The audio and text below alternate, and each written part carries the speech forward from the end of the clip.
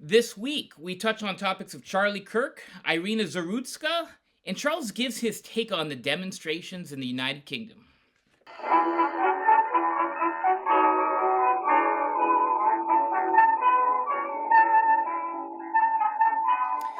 Welcome to another episode of Off the Menu. I'm your host, Vincent Franchini from Tumblr House, here with an unwieldy Charles Coulombe. Unwieldy? Yeah. You mean like I'm big, fat, and sort of difficult to transport? Is that what you're saying? Yeah. Okay. I'm not going to argue with that one.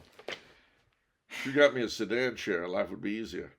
A sedan chair? A sedan chair. What is that? Well, you got two guys carrying me on the box. The very 18th century. That was how it was even. It was like royalty, like the royalty No, type just image where you're sitting on a chair and there's. That's just royalty. I mean, they you could rent them like cabs or like rickshaws. Oh, I didn't know that. Yeah, so you could summon a chair was an old 18th century phrase. It's like call a cab, summon a chair. Where would they do that? Is that a European They get thing? paid for it. Oh, where did they do that? Yeah, where? So I heard why did they do that? Yeah. They got paid for it. Oh, in Europe, and I guess in the bigger cities in the 13 colonies, Boston, New York, Philadelphia, Charleston, maybe. That's weird how that sort of hasn't made its way into the portrayals of those time periods. I guess it hasn't, but you remember what's his name? H.P. Lovecraft did a wonderful poem, the drinking song from the tomb, and that. What is that about? Well, you're going to find out. You're going to hear it, in fact, because I feel like it, because we can do it, because I'm unwieldy.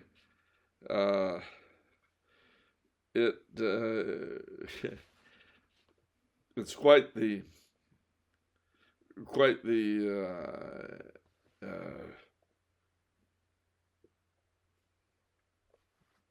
Yeah, here we go. This it's quite nice.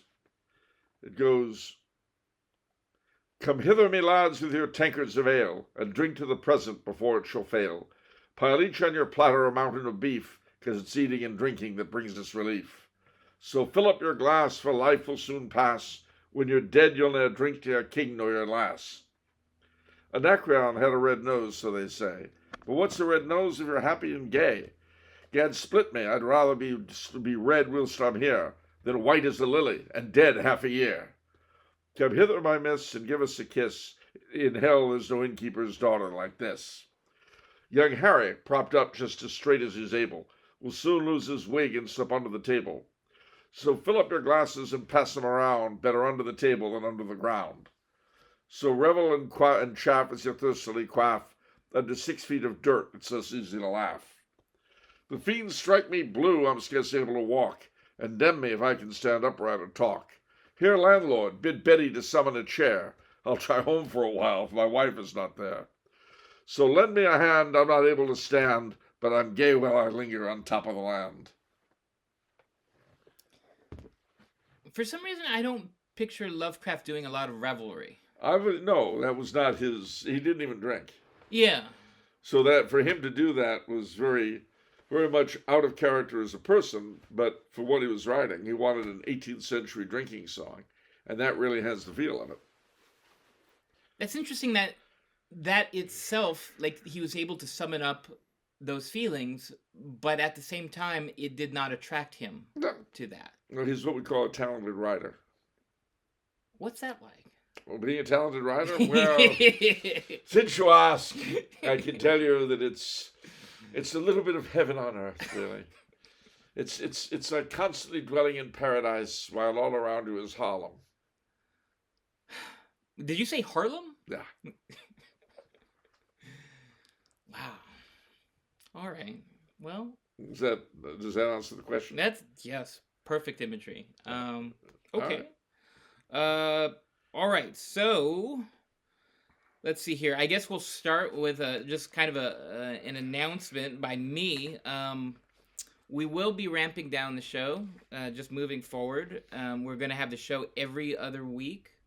I kind of have entered a new season of life, I guess you could say, and it's just becoming less and less feasible to. You're going to seed. I'm going to seed? Yeah. What does that mean? You know, getting older.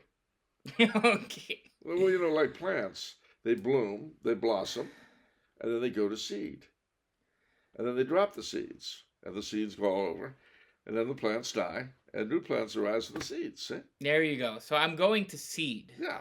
As Charles says so eloquently.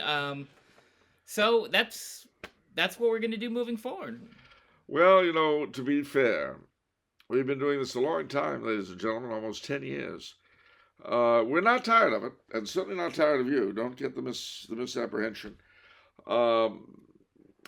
He's going on into a new field of life. I'm not, though. I'm still doing what I'm always doing, having already gone to seed and pretty much been plowed under. Well, that's what I call my hair color, graveyard blonde, you know, because I've already been plowed in. That's right. But no, so we'll continue for the next while anyway, doing it every other week, unless we don't. In which case, as has been the case before, things come up. But I do think it's important that you know, number one, how much we both have appreciated your taking into your homes like this. And also the fact, I got a letter from a young man this past week who told me he'd literally grown up watching the show. It started when he was 14, and now he's 24. And that was very touching, you know. And I can tell you that that's why we're here. I mean, that's why we've done what we've done. And we'll continue to do it for so long as we're capable of doing it. The sad truth of the matter, however, is that there are other things in life, certainly for those of us who have one. Don't feel guilty now. It's okay. No, don't feel guilty about, you know, having a life. Those of us who don't understand. I'm making a face because you seem to be asserting that you don't have a life. But No, I'm fine, really. I'm fine, really. Don't worry about me, please. No, I do have a life also, just in case. But you have to let me try to guilt my co-host. Oh, of course. I've been doing it since you were a kid. Why would I stop? Of course, absolutely. Does that make sense? Of course not. Anyway, no, it's okay. You go play with your friends. It's all right, darling. I'll just sit here in the dark. Don't worry about me. No, but anyway, so also you should know that it's not related to the increasing insanity in the streets. You know, it is getting wacky and wild. You know, when Carol Ann on the In-Between and George Norrie and Coast to Coast are more reliable sources of news than you know, major outlets. It's hard. Yeah. So yeah, there's a lot of news items lately. Obviously, I know you're pretty keen on sounding off on Charlie Kirk and what happened there. Keen's not the word I would have used. Oh, okay. But it does have to be done because, of course, it's happened. Yeah. And since a huge part of our demographic are the same people, or some of the same people, that were great fans of Charlie Kirk, I think it has to be addressed. Now, being old and out of touch with reality, as I was reminded earlier this week, not by Vinny though. I really was not aware of Charlie Kirk's influence or impact. I knew the name. I knew he was an evangelical Protestant who worked with Mr. Trump, but I don't think I ever saw one of his broadcasts. You know, I heard he did a lot of good work amongst college kids and so forth. Since his murder, I've heard a lot more, you know, and I've had a number of people who worked with him who knew him approach me and tell me different things about him. So he sounds like he was a very, very nice man, a very pleasant fellow, and a very, very thoughtful man.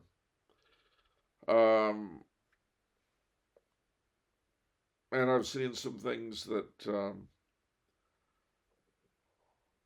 for the other side of the corner, some have been actually quite decent. Bernie Sanders, of all people, made a video that was quite sane. He said, he didn't agree with him, but when we come to a spot like this, the country is in major trouble. Then I've seen other things that were abysmal, and I've got to say something here, ladies and gentlemen. It's not just Charlie Kirk. I mean, I felt the same way when all of those kids and elderly and other people were kidnapped or murdered or both in Israel on October the 7th a couple of years ago. I feel the same way about the Palestinian civilians now in Gaza. I feel the same way about Charlie Kirk. If you ever find yourself in a position of saying about people who are not directly combatants, they deserve it,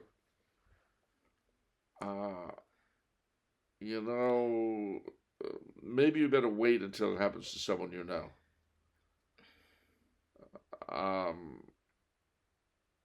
You should never, ever, ever, ever say that of anyone who is not committing a crime. I mean, poor Irina, the Ukrainian girl. It's funny, one of the very last things that Charlie Kirk sent out, apparently, was they called to remember this Ukrainian girl, Irina Zakusta, is her name? Zarutska. No, Zarutska? Yes. She was murdered in Charlotte, North Carolina on municipal transit. A fellow stabbed her. I'm sure you've all heard this. A fellow was sitting behind her, who, as it turned out, had 40 violent crimes to his credit. He stabs her. She bleeds out in front of a bus full of morons. This was a girl who'd come to America to get away from what was going on in Ukraine, which I've seen with these eyes.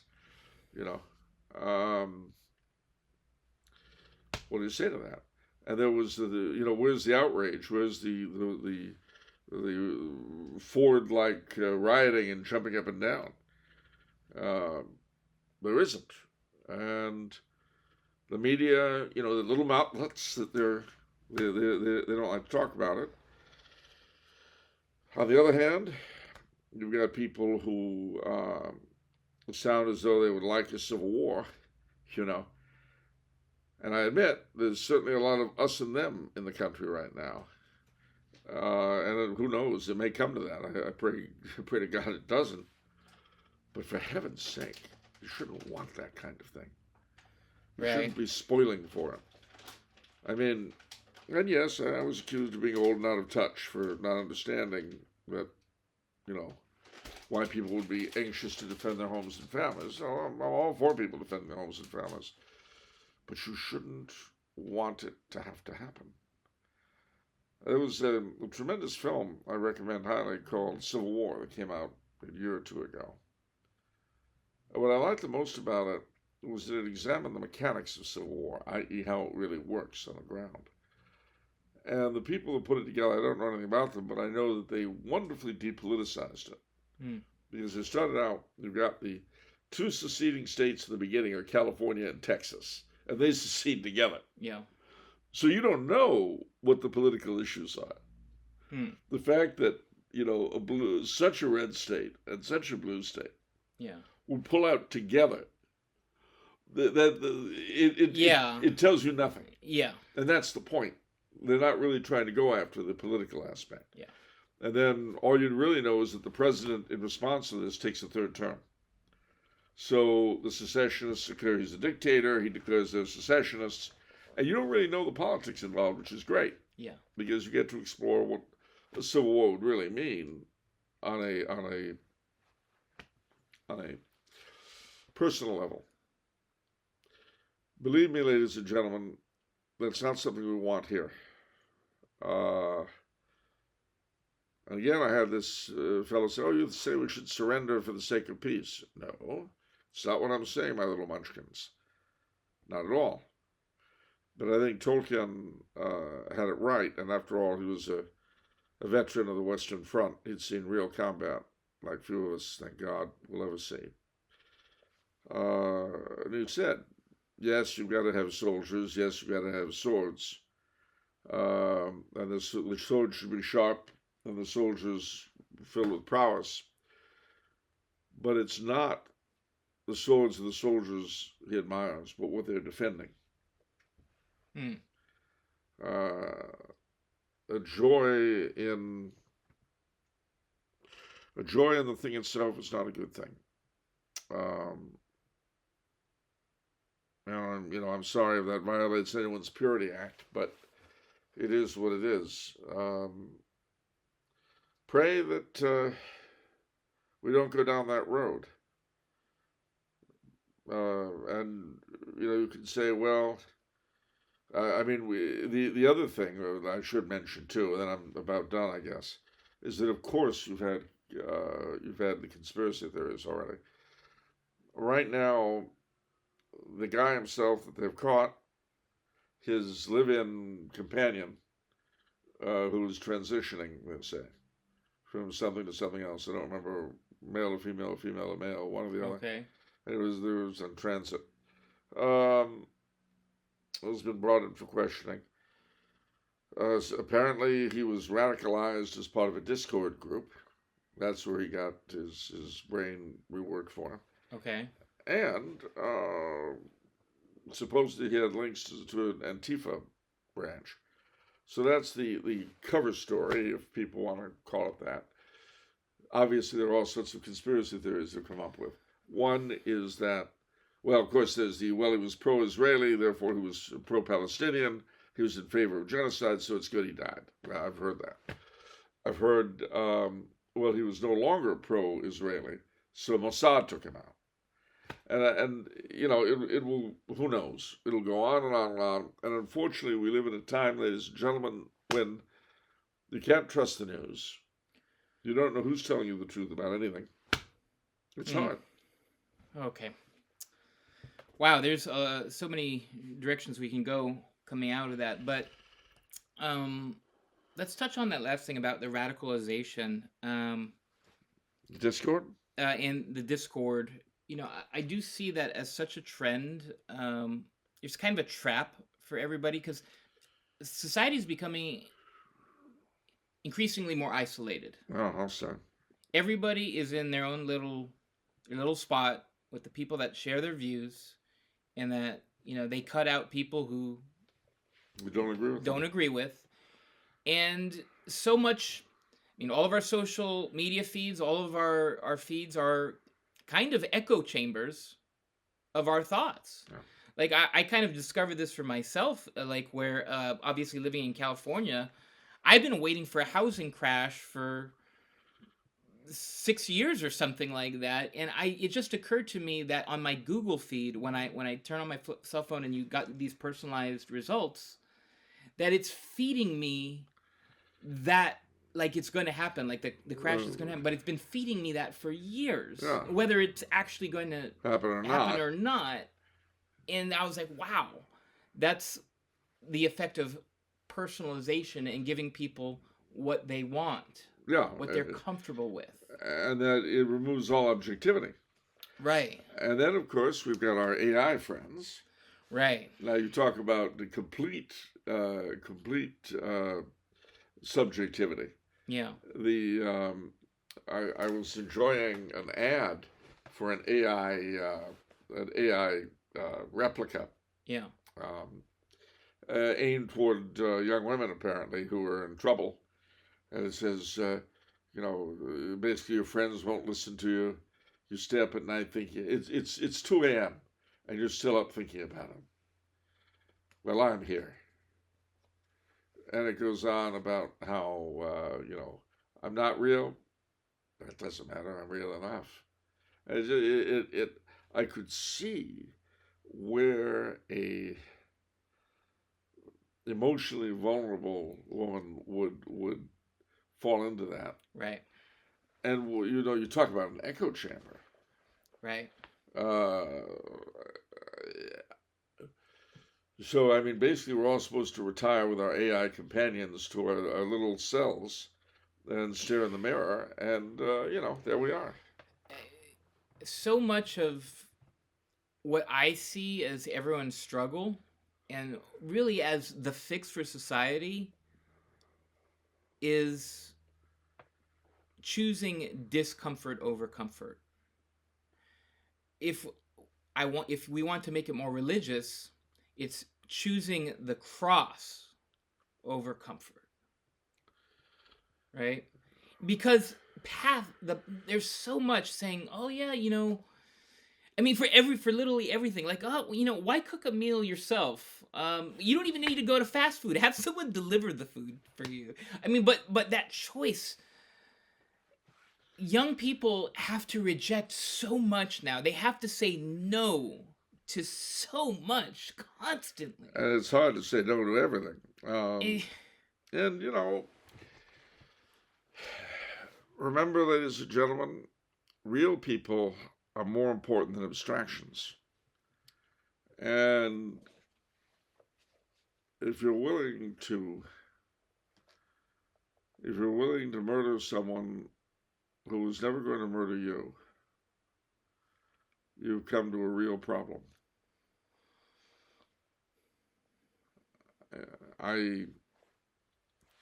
The creature that killed poor Irina, and the morons that sat there while she bled out.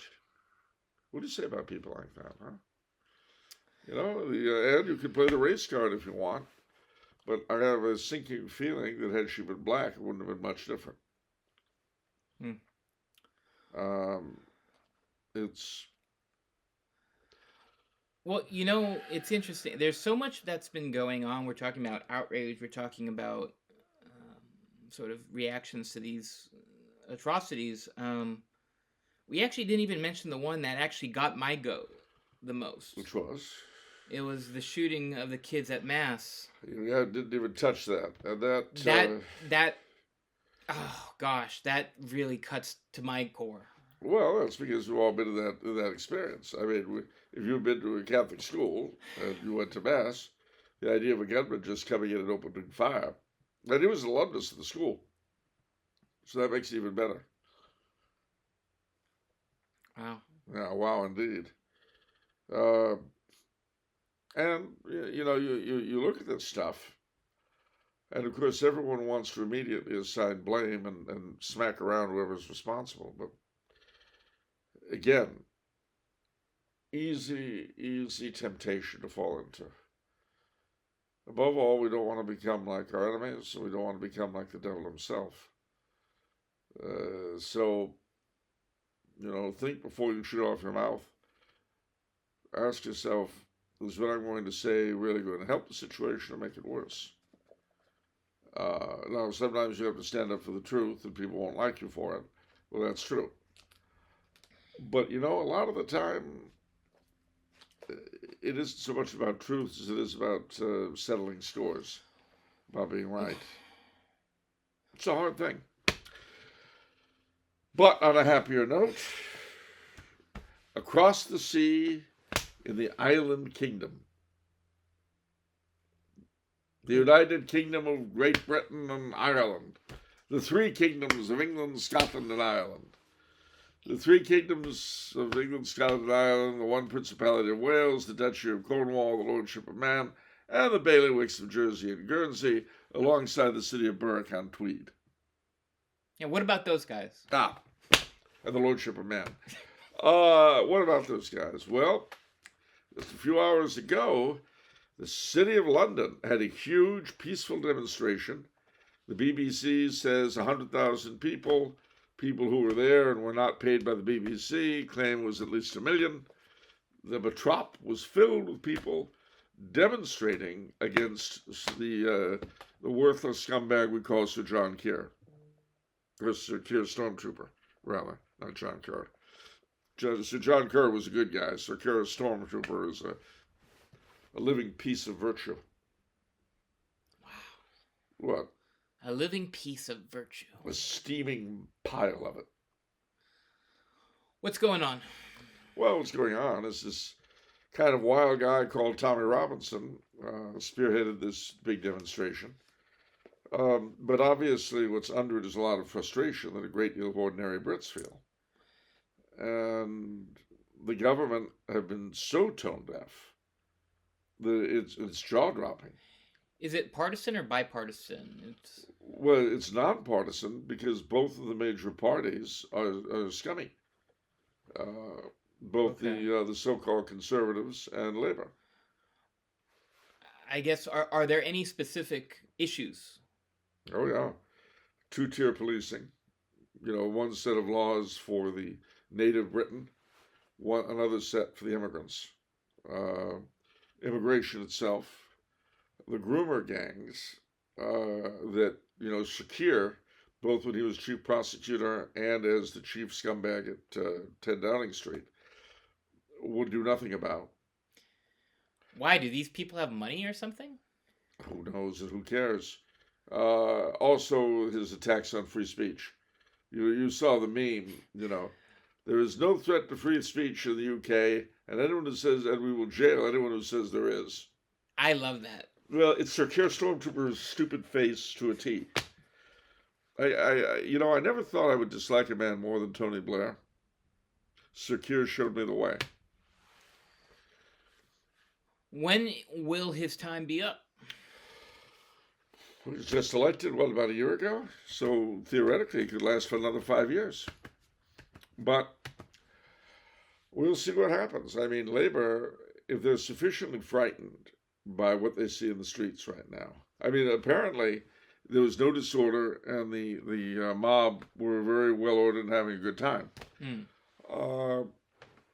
But that could change in a heartbeat. So if the Labour Party apparatchiks are smart, they'll give old Sir Keir the heave-ho yesterday. But if they're not, God knows what'll happen. And I assume with the UK, it's most of these problems are occurring in urban settings. Yeah, there are a few in the countryside. Most of it's urban. I mean, there are no-go zones where native Brits don't dare set foot. There are areas that they're trying to bring in Sharia law to administer things like. I mean, if I were Prime Minister, I'd say we'll have Sharia law, all right, including the death penalty for capital crimes. How about that? And I think after the first beheading of a murderer, I think maybe they wouldn't want Sharia law.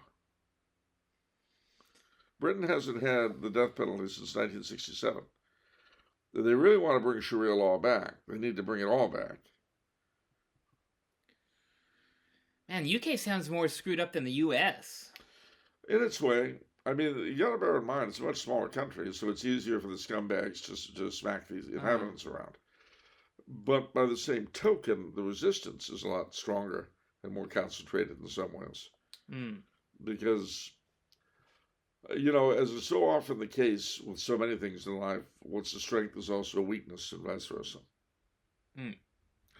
So, we'll see what happens. I mean, Sir Keir is a piece of garbage, and we can only hope that the Labour Party is smart and put him out with yesterday's trash. Okay. Anything else regarding any recent media items? Yes, I'm getting older. Oh, yeah. I just saw that in LA Times. Charles Coulombe is getting older. He is. Oh, actually, though, a great bit of news is that Cole's here in Los Angeles, one of the two oldest restaurants we have, going back to 1908, unlike Philippe's, however, in the same place, has delayed their closing until October 15th. And the original pantry, which closed down earlier this year, is reopening. Why? I mean, that's great. I don't know why. I can't tell you. All I know is, all I do is what I hear on the radio. Oh. So thank heaven for the pantry reopening. And who knows, maybe Coles will be saved. Great. All right, let's do some questions. What do you say, Charles? Yeah, sure. All right. David says, I'm a young working class family man who wants to try to run for local public office or some municipal committee, historical conservation, etc., and try to bring an authentic Catholic viewpoint to the table. It's an uphill battle since I'm poor, trying to balance work, family, church, and my state is the liberal Commonwealth of Massachusetts, Mm. where Catholic politicians take the Kennedy approach to politics. Is there any advice Charles could give for those who want to serve God and the church in the public sphere despite the obvious challenges? Well, obviously, you're in Massachusetts, which makes it harder, perhaps. But on the other hand, if you're in a house, if you're in a town with a town meeting, uh, well, my advice is to do a lot of volunteer work with whatever it is you want to get into. So, for instance, let's say you want to be on the Historical Commission or the Conservation Commission. Well, great. Do some volunteer work with the local historical society or the local land trust or whatever. Friends of the Mokawukuk waterfall. Yeah.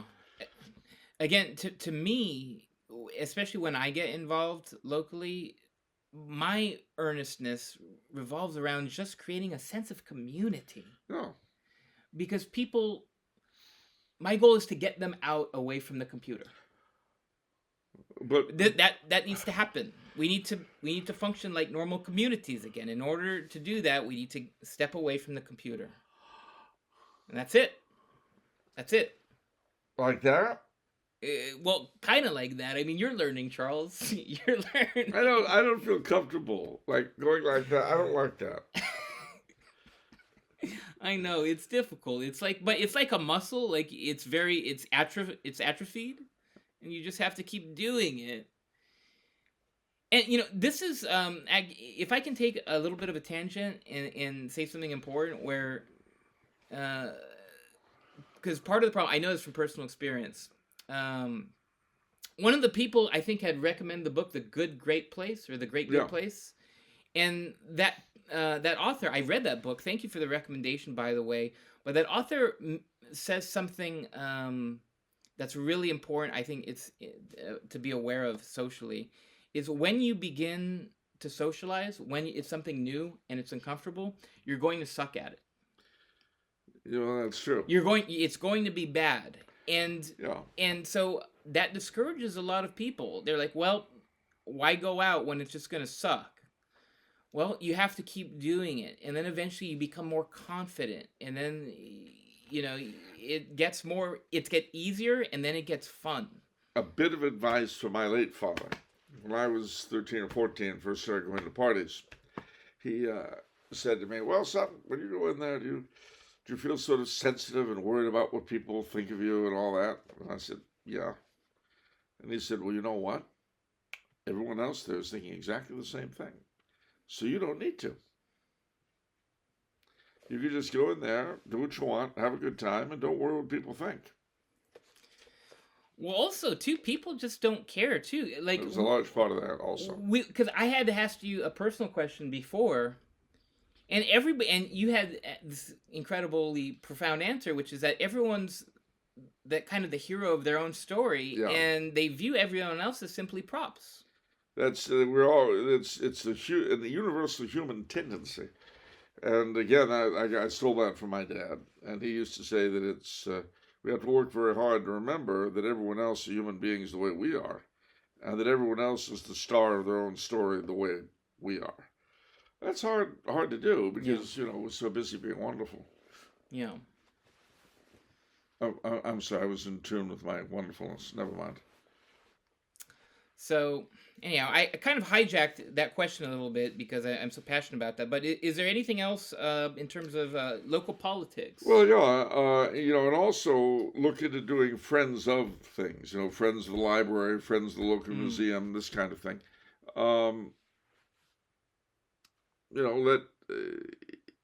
Put some work into your community, and your community will accept your leadership. It's, as you've heard me say this before, it's the dictatorship of the involved. Yeah, there's a lot of opportunity there because not a lot of people get Want to do involved. anything. No, they want to do anything. And what's funny, historical societies in particular are sort of funny because, there'll be the state senator Harvey Applebaum home, which is the Farquhar County Historical Museum, as Yeah. well as the state senator's home. And you look at their opening hours, say, and it'll be, Saturdays between noon and 3, every fifth or every third Tuesday. There'll be these weird hours. Well, the weird hours are there because they're all based on volunteers, and it's whenever a person can fit it in. So if you can help the Senator Applebaum house be open in addition to the Saturday between 3 to 12 and every third Tuesday, every fourth Monday between 8 and 11 p.m., have at it. I always feel so sad for the historical preservation people because they just look like they're just cast adrift and they're just lost. And it's like, okay, I'll talk to you. Well, and they appreciate it. Because so much of society doesn't appreciate history and they just skip over it and they walk through. Now, and see, that's the other thing you can do too. Look, if you find yourself involved with such a thing, see about doing presentations in your local schools about the local history. Mm. Now, mind you, if they're not busy teaching, nothing, they might well be interested in something about local history. Certainly the Catholic schools or other religious or classical academies might. Mm. All right.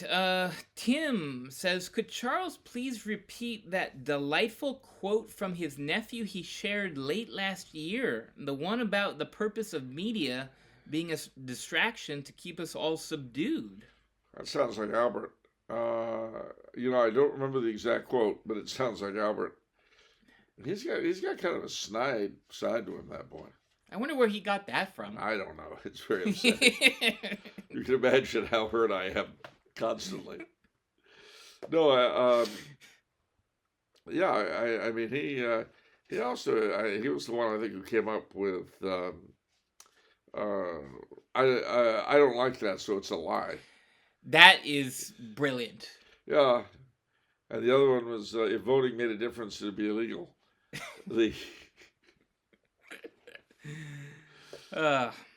So yeah, I'm a little surprised that neither of us could remember this one. No. Because usually we remember the zingers so well. Okay, so I'm sorry about that, Tim. I'll ask you, Albert. All right, R.C. Hinterlander says, a question for the incomparably pulchritudinous Charles. Wow, he's writing from the Braille Institute. That's beautiful. Wow. He says, I would like to know what Mr. Coulombe thinks about the early Victorian writer Thomas Carlyle. I, over the past few years, have been reading more of Carlyle's work and have come to appreciate many of the points he has made, especially Carlyle's criticism of Adam Smith and Capital's systematic reduction of human relationships into mere market transactions. Well, Carlyle's an interesting character because in addition to some of the conventional liberalisms of his day, there was also a bit of a Tory sensibility to him, doubtless from the Romanticism of that period. And of course, Adam Smith was the great Whig classical liberal theorist. Mm-hmm. So, I haven't read Carlyle in years and years and years. He used to be a pretty standard author, and now he's kind of forgotten like so many other standard authors. But yeah, I would certainly agree with his critique of Smith, frankly. Well, we're kind of seeing that a little bit, just a little bit hints where I feel like because there's so much machinery in the big corporate outfits that they're trying to find ways to sort of introduce a little touch of humanity.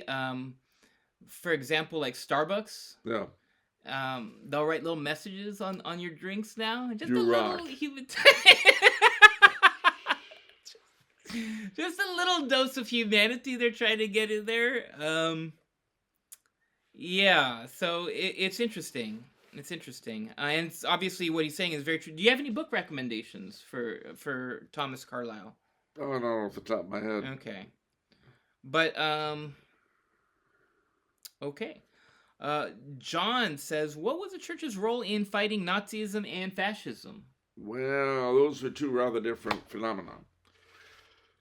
With fascism, of course, Mussolini really was not what you would call a very strict ideologist. He was very much an opportunist. So he was a socialist until he wasn't. He was a Republican until he wasn't. He was an anti-clerical until the Lateran Treaty. Mm. And of course, the Lateran Treaty, ending as it did the Roman question that lasted since 1870, really put the Vatican in a happy frame of mind regarding Mussolini for a couple of years. But then he began to try to crack down on Catholic action and things like that. And the Pope wrote a encyclical against that called Non Abbiamo Bisogno. And he, but the antithesis between Catholicism and Mussolini's fascism was not as obvious as that between Nazism and Catholicism. Once Hitler came to power and showed what he was made out of, Pius XI wrote another encyclical against him called Mit Brennen de Sorge. And from the very beginning, Catholics, especially Catholic conservatives and monarchists and so on, were in the forefront of the resistance against Hitler. Because in addition to the everything else, he was in favor of abortion and euthanasia, etc., which the church opposed very strongly in those days. And then with the invasion of Poland and the desire to liquidate the Polish priesthood and intelligentsia, well, it really got bad. When the Dutch bishops condemned Nazism, Hitler had a bunch of Dutch Catholics executed. So the myth of Hitler's Pope comes from Pius XII's reluctance to put the church throughout Nazi Europe through what the Dutch had just gone through. It was, for instance, I think St. Edith Stein was executed under that. That thing was Blessed Titus Bronsma. So, they did the best they could in a terrible time, and some of them survived. So it's just interesting thinking about the weaponry that the church has against things now. So it seems like you're saying the biggest one was encyclicals? Well, that's the Pope could put out. But there were certain bishops like Bishop Clemens von Galen of Münster, the Lion of Münster, who the Nazis were actually afraid of, who was the fiery preacher. But then there were others they put in jail. So, I see. Okay, John asks, how true is the Black Legend? It's not. The Black Legend is basically Spanish bad, English speaker good. But what about Columbus? What about him? He did all those things. No, he didn't. What? Nope, sorry. His so-called diary was actually a novel written by his grandson. Is that well known? To people who know anything about the subject, Okay. which lets most people off the hook. Don't gotta know nothing to talk.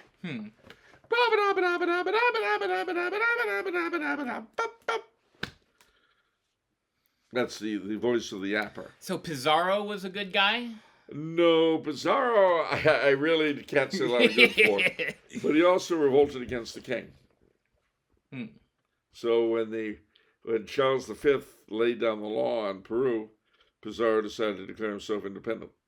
The conquistadors in general were bad. They just wanted gold, right? And to enslave people. No. You're thinking of current day government.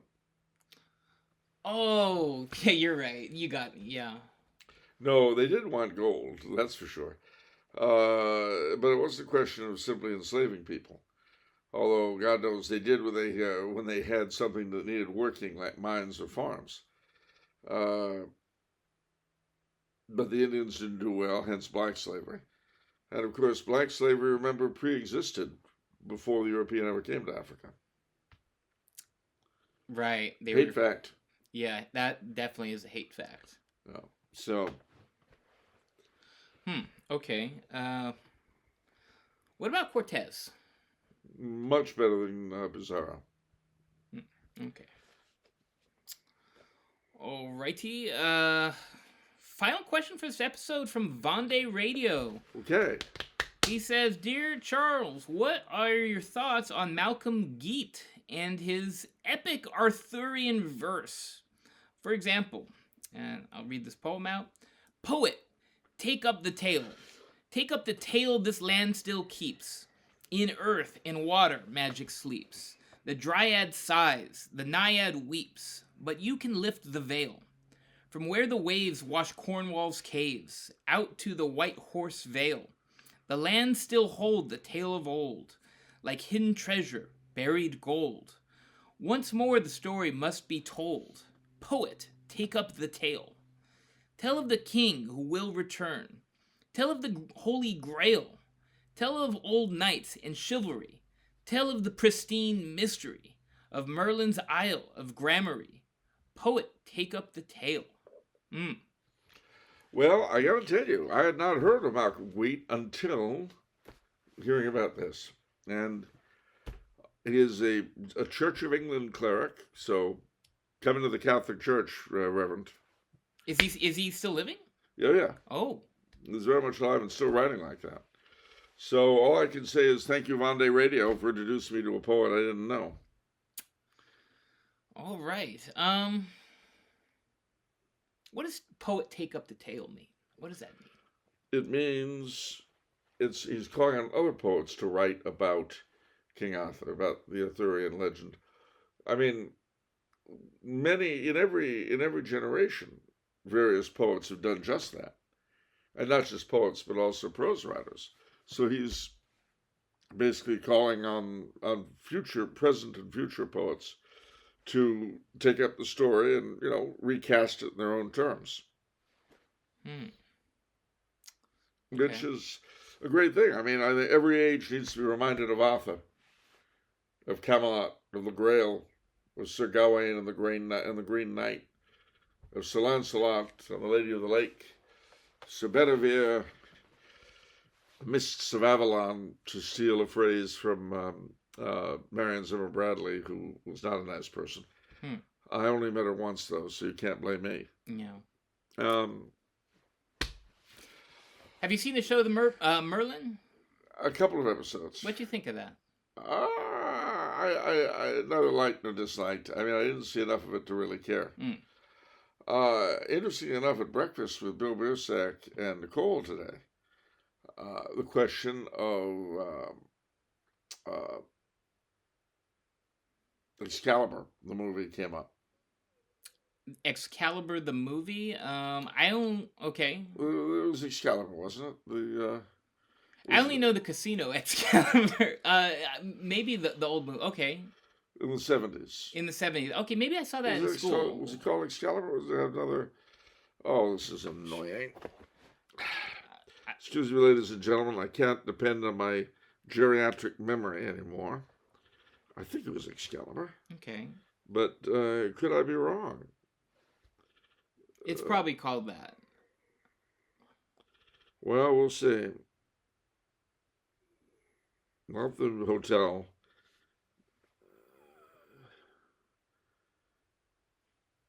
Yeah, it's Excalibur. Okay.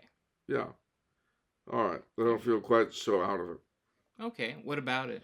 Well, it came out in the 70s, and we were talking. Bill asked me if I thought it was true to the story, and I said yes and no.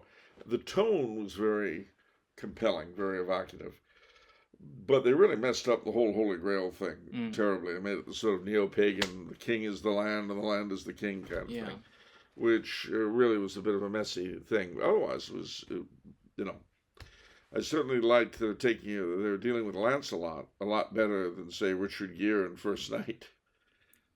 Richard Gere in First Night? Yeah, as Lancelot. Okay. And if you haven't seen it, it's okay.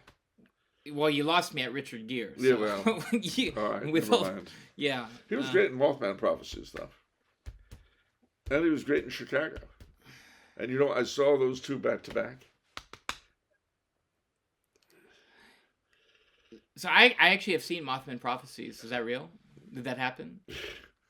I don't know. I wasn't there. Tell me about the Mothman. The bridge fell.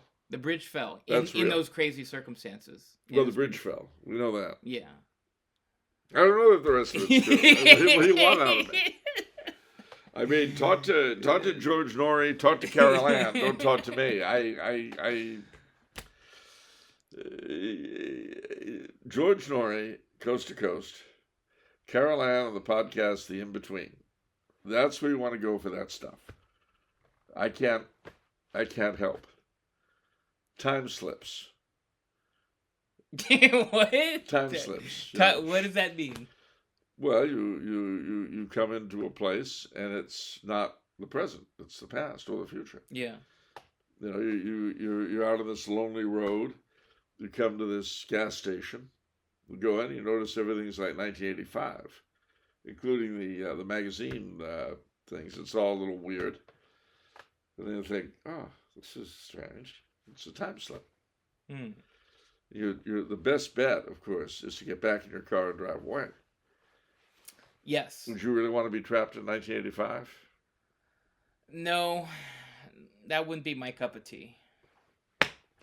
So if you find yourself in the middle of a time slip, get back in whatever vehicle you came in, and go away. Just move, because you don't want to be there. I mean, even if I think about going back in time, I remember that wonderful Twilight Zone episode, Walking Distance, where the fellow goes back to his boyhood town and has some misadventures with himself, and then meets, at the end, he sees his father in the present day, which is the early 60s, it being the Twilight Zone, his boyhood being 20 years earlier, before World War II. He gets into an altercation with his mother, who says to leave them alone. He drops his wallet. The father gets the wallet, brings it back to him. He says, I've been looking through your wallet. You really are who you say you are. We have the driver's license. He says, I don't know how or why you got here, son. Do you? And from the minute he says son, it changes. There's this weird standoffish tenderness, if you know what I mean. Yeah. He's not, on the one end, he knows it's his son, but it's not the boy that we've seen. Yeah. And he says, do you know why you're here, son? He goes, no, I don't. Because I guess you know a lot of things that we don't. He says, yeah, I do, Dad. He says, is it so bad where you are? And he said, yeah, I thought so. It's pretty awful. You're always being driven along, pushing the career and all that. He said, well, look, he said, there isn't any room for you here, son. You've got to go back. The boy I know, this is his time. Let him have it. Yeah. And maybe you'll find carousels and park music where you are if you know where to look. And so off he goes.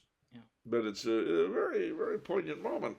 So if you find yourself in a time slip, and you happen to have a conversation like that with your father when you were a little boy, and he was the strong fellow you remember, if you have that conversation, just remember we told you first here that you might be having it. All right, that's going to do it for this episode. Charles, what is it if it's every other Monday? It's off the menu. And what about every other soul you save? It might be your own. See you in 2 weeks.